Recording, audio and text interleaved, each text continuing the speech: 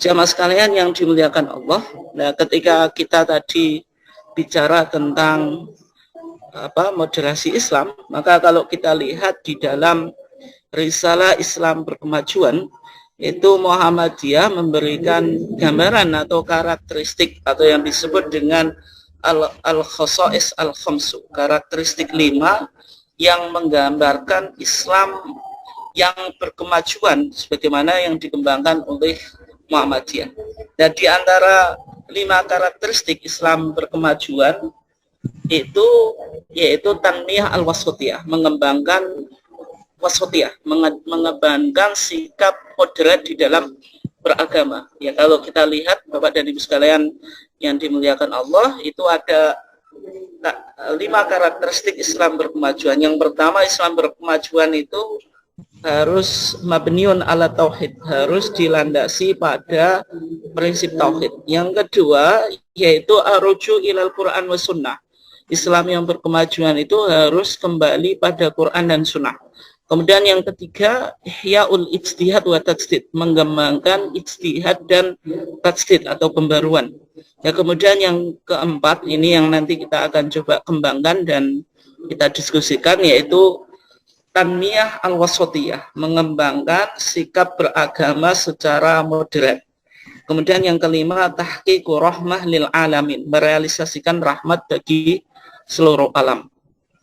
Bapak dan Ibu sekalian yang dimuliakan Allah, dari 5 karakteristik yang digambarkan oleh Muhammadiyah, yang mana 5 karakteristik itu 5 karakteristik Islam berkemajuan, poin yang keempat itu berkaitan dengan tanmiyah al-wasatiyah, mengembangkan sikap moderasi di dalam beragama. Nah, kenapa kok sikap wasati atau mabda' wasatiyah?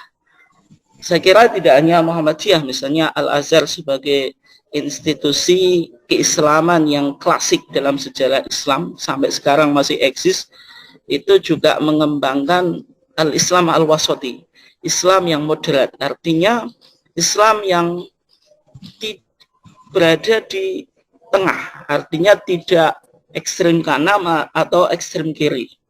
Dan demikian juga rumusan Islam berkemajuan yang dirumuskan oleh Muhammadiyah di dalam Muktamar Muhammadiyah ke-48 kemarin, itu juga menggambarkan Islam yang maju yang diharapkan oleh Muhammadiyah itu Islam yang bisa mengembangkan wasatiyah, yaitu moderasi. Nah, kalau kita lihat yang mendasari pemikiran ini, di samping kemarin sudah kita bahas ya, ternyata istilah ini memiliki historitas dalam kesejarahan pemikiran Muhammadiyah. Dari Mbah Yai Ahmad Dahlan sering mewasiatkan kepada muridnya, "Dadiya kiai sing kemajon dan ojo kesel-kesel anggonmu nyambut gawe kanggo Muhammadiyah."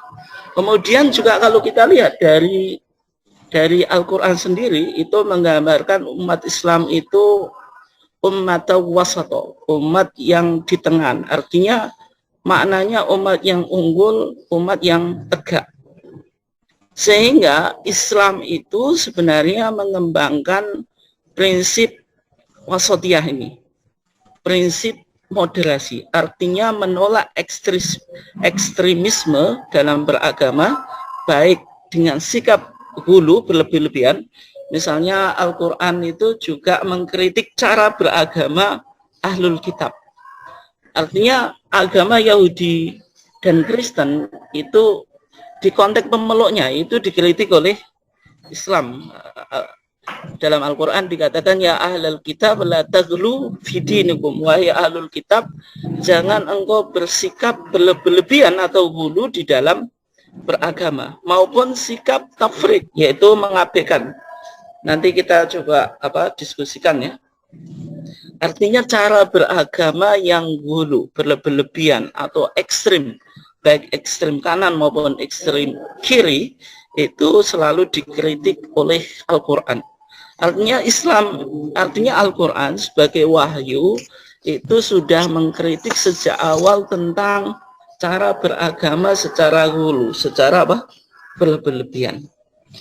Nah, sehingga Islam yang dicoba dikembangkan oleh Muhammadiyah, yaitu Islam yang wasati, itu Islam yang tawazun, artinya ada keseimbangan keseimbangan dalam dalam kehidupan individu dan masyarakat, kemudian lahir dan batin antara dunia dan ukhrawi. Tetapi wasotia di sini tidak mengarah pada toleransi terhadap sekulerisme politik. Artinya kalau kita bicara politik, ya sudah, agama itu tidak usah dimasukkan di dalam perbincangan atau sebagai landasan di dalam kita berbangsa dan bernegara. Itu tentu ditolak ya, ataupun permisivisme moral. Artinya kita negara demokrasi ini kemudian bukan berarti sesuatu yang immoral atau sesuatu yang melanggar prinsip-prinsip beragama dan dianggap sebagai etika-etika yang tidak baik karena mungkin itu disepakati atau berdasarkan suara mayoritas kemudian dianggap baik. Dan semacam itu tentu ditolak oleh Muhammadiyah. Bapak dan Ibu sekalian yang dimuliakan Allah, wasatiyah yang diwujudkan dalam sikap sosial ini ada 7 poin ya, tapi enggak kita bahas. Yang menarik di poin 1 dan kedua itu. Yang pertama, tegas dalam pendirian. Artinya orang bersikap moderat itu bukan berarti tidak mempunyai pendirian, tidak memiliki idealisme, tetap harus menjaga idealisme.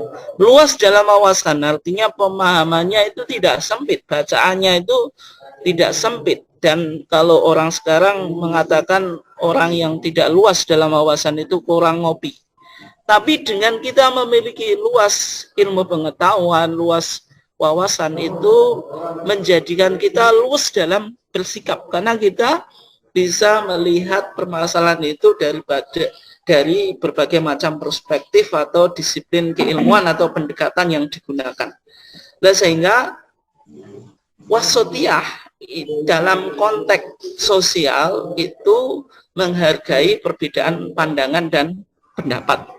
Itu diantara poin yang penting ya untuk kita coba pahami.